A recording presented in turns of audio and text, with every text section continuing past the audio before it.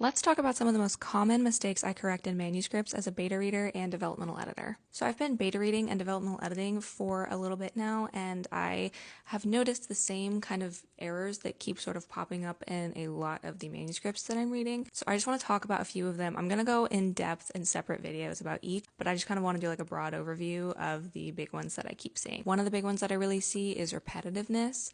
So that can mean repeating of the same words, the same phrases, and then in the same vein, over explaining. So when we have been given information at least a couple of times and then that same information keeps being hit home over and over again, whether it be kind of the emotional state of the main character or whether it kind of be their relationship with another person, they just keep talking about like the same beats over and over, or it can be the stakes of the novel. We keep hearing the stakes over and over again, and then that kind of thing can just like kind of irritate a reader because you're like, okay, I get it, I know the stakes. That kind of stuff I see quite a bit in manuscripts that I always want to point out and be like, hey, look, you have told me this 15 times, I get it, let's cut back on how often we are repeating the same information.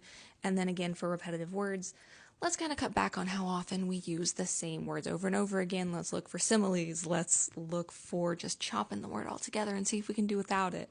The same phrases again, unless it's for a specific character reason.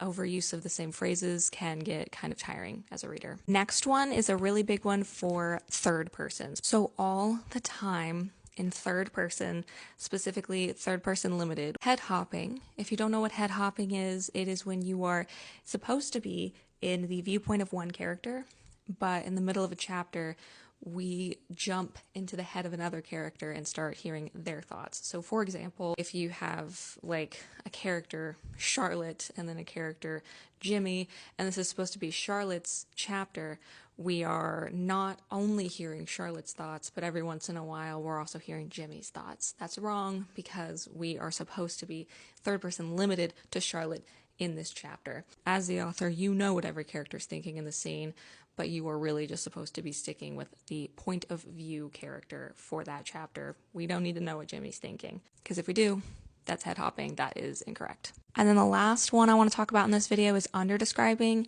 and over-describing. Some manuscripts I read are just very over-descriptive to a point where it is a little bit like daunting for the reader because you're like, okay, I'm getting bogged down in these prose because there's just so much here. And then on the flip side of that, of course, I've also read some manuscripts that are very under-descriptive and kind of feels like everything's just happening in a void. Again, I want to make separate videos on talking about ways to catch this and see if you're doing it and ways to fix it, but that's just a list of some of the most